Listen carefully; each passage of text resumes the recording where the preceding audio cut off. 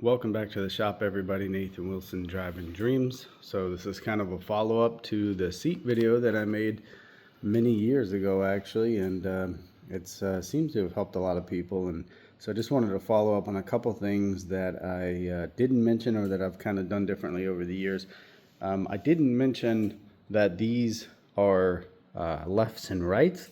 So some are left-hand threads, some are right-hand threads. So what I typically do is I use a punch like that one right there, and I mark all the parts before I disassemble it. So I'll put like 1 dot on that one, 2 dots on that one, 3 and 4, and then I'll do 1 on 1 and 2, just so I'm not putting so many dots on the center ones.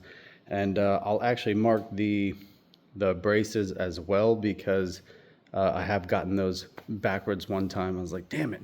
So just mark everything, and make your life easy. I even do the bottoms and the tops because I like to keep things together. Normally on, anything I'm doing with these old cars, just stuff fits back together because it's kind of worn in over the years and stuff to each other. So I'll mark the bottoms, a dot and a dot. So I can even get them back together, because when you take it apart and all the parts are sitting in the sandblaster and then sitting in the parts washer, everything can get all mixed up. So to me, that's actually the worst part of this whole process, is getting the insides of those clean, getting all the old grease out, and then putting new grease in. And speaking of grease, over the years I've tried so many different types of grease, and it seems like over time they always kind of tend to gum up. I'm talking several years. And the other issue is, I think that people never really run the seat. So if the grease is just sitting there, it tends to kind of get a little sticky, and sometimes that can cause these things to block up. So like I had one in my car that I did, probably one of the ones in the video from years and years ago, and 3-4 years down the road, it started giving me some issues. And part of that was also that I think I had put grease into those little solenoid tubes there. So now I don't really even do that. I might spray a little bit of graphite on it where that magnet is kind of sucking that solenoid down. I kind of leave that clean. And then what else? So this grease, I tried a few different things. I tried some gear oil, like the heaviest weight gear oil that I could find. It wasn't heavy enough. That stuff is pretty thick. It seems to be just about heavy enough to not seep out of the cracks. I did get a little bit when I first started running it, but that may be because I had too much in and it was kind of forcing it out. But now it doesn't seem to be coming out. And so that I know will never gum up. It's not like a grease like that. It's more of an oil, like a really thick oil. So and get the high mileage one, it's a little thicker than the standard one. So I'm pretty confident that'll work. I used it in all of it, all the little things down there. I used it in the little gear transmission up there with all those gears. I remember back in the day, if you guys are old like me, when Lucas first came out, they were in all the auto parts stores, and they had this little like display set up, and it was all plexiglass, so you could see all the gears inside, and it was split in half, and they had regular oil in one, and then the same oil with some of that treatment in there. And you could see it kind of stick to the gears and follow it up the top. And so I remembered that, and that's what made me think about that, to use that product. So something else I wanted to mention is the roll pins. As you can see on this one, I didn't use the roll pins when I put it back together, just because, I don't know, it's kind of pointless. It's not like they're super close to anything where it needs to, like where you can't have that little nut sticking out. So I just used a stainless, I believe 1/4-inch stainless bolt and a lock nut, and then I just didn't quite tighten the lock nut up, so it still kind of spins freely in there, and that lets it move easy. I believe it would still move even if that were tight, but I just left it so there's no, you don't want any more friction than you have to have on these. Another tip would be excuse me. Don't do what I did. Don't go overboard and do stainless steel lines. I say that, but I know a lot of guys will. If you're like me and you just want to make something to the best that you possibly can. So what happens is these, as you can see, here's some older ones, and these actually aren't bad, but you can see that those lines, they get corroded over the years. And what happens is, if anybody's ever taken the seat out before, really, especially these longer ones here, they're the only thing holding it kind of together once it's off the seat. And so they tend to break, and sometimes just over the years they wear out. I don't know why or how, but I've had several of them. Like this seat, before I started doing it yesterday or a couple days ago, two of the lines were actually broken, and you could see the cable inside and stuff. So that's what kind of led to this. And this one was actually rebuilt a long time ago. I'm not sure how I even got my hands on this one, but it was rebuilt by Lincoln Land back in the day. And that just goes to show you, Lincoln Land's great. They do great work. They obviously know what they're doing, but here it is however many years later, and that one's not working. I'm assuming, I haven't taken it apart yet, but it's probably, the grease in there is all kind of caked up and gummy. And then what else? So if you wanted to do this with either, I did it first, as you can see, with aluminum, and it was way easier obviously to bend and stuff than the stainless, but I don't know, I just wasn't thrilled with it. It's a little weak, like I said, when you go to grab this thing and moving it in and out of the car and stuff, which you're probably only going to do one time if this is your car.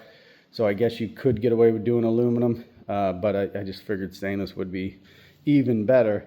So it's 5/16 line, and it actually works really well. The cable goes right in. I put a little bit of that. I squeezed some of that down into each tube before I ran the cable, and I kind of ran it in and out a little bit, made sure the cable got nice and coated. The most difficult part is making the ends. So the ends of these lines, let me grab one of these old ones.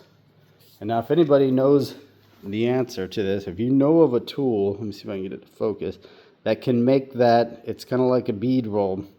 I found a tool that does bead roll on small pipes like this, but it only does it at the very end, and you need it to be like 3/8 of an inch back or so that can slide into those housings there and be in the right spot. I looked and looked, I couldn't find a tool to do it this deep on smaller pipes. They have it for bigger pipes.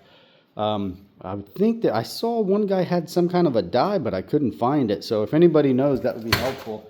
That would save me a lot of time, because that was the most difficult part.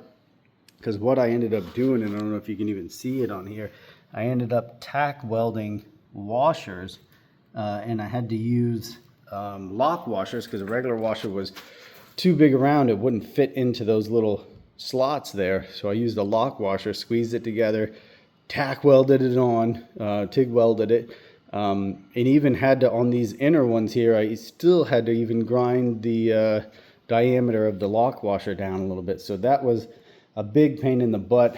And then the other thing that's kind of a pain is to get this to slide into that sleeve. I couldn't find, you can't find these fittings or anything anywhere. So you had to knock the old pipe out of that end there. And it had that, like what I just showed you, had it on both ends of each pipe. It had that little kind of bead roll there.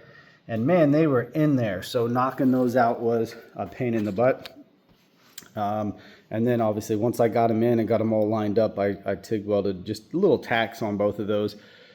It's tricky, don't think that you're going to be able to kind of fudge any of this, or, I'll just flex it a little differently. You kind of have to get it really close to what it was, and you might even have to kind of improvise a little bit, because if, like, say these two are the right length, say this middle one is, you cut it a little long, it's not going to let this one or this one kind of go into place. And even though there is some flex in that, so you could kind of maneuver that, what you would be doing is tilting the seat frame in and out. So it really has to be almost exact. I mean, within probably a 1/16 of an inch on all of these to get them right. And what I did to measure them, I took the cable out. I mean, at first I kind of laid it out similar. I used a wire and all that, but it was a little easier to just take the cable out of the original pipe. The cables are almost always good. If you get one rounded off, you'll just have to call Lincoln Land or something and get a new cable. I'm not sure where. I think speedometer cables could work, but they're usually only square on the ends, so you'd have to get exact the right length and everything. But I took the cable out, and then I left the cable. I measured the pipe that I was using. I straightened them all first in my little straightener there, and then I cut the pipe 1.5 inches roughly smaller than the length of the cable, so it sticks out 3/4 of an inch on each end. And you probably could get away with a hair more than that, so maybe like 7/8 of an inch or something might even work a little better, because I noticed the cables weren't sticking out quite as much as I would have liked.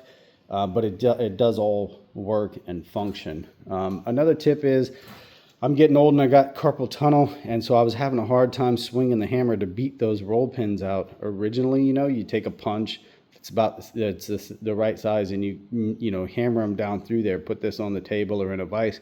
So I Googled it, looked up better ways to do the roll pins, and I saw a guy using a palm nailer. And I'm always love an excuse to buy a new tool that I don't have. I've never had a palm nailer, much less an electric one like that. I love all the DeWalt tools and the Milwaukee tools. So I bought that palm nailer, which is actually pretty awesome. I mean, it shoves 16 penny nails through a 2x4 like nothing. And it buries them, which I was impressed with. But anyway, so you take your punch and you stick it into the head of that palm nailer there, and it just takes like 1 second to knock those roll pins out. So that was a helpful tip. That punch, as you can see, if you don't have one of those already, definitely get one. It's super handy for all kinds of stuff, but for punching these, it clicks when you push down on it. So kind of a boring video unless you actually are doing this, but I just wanted to update, make that video, and then maybe, like I said, see if anybody has an idea of a tool to make those bead rolls, or even an idea for better grease. So I've tried white lithium, I've tried graphite, I tried regular bearing grease and gear oil, tried everything, and it's either thick and it eventually gets gummy, and we're talking years, but still it'd be nice to, going through all this and making these lines that are going to last forever. It would be nice to have the grease that lasts forever too, so you're not doing this even if it is 5 or 10 years later. So anyway, hope this video helped you guys, and we'll see you next time.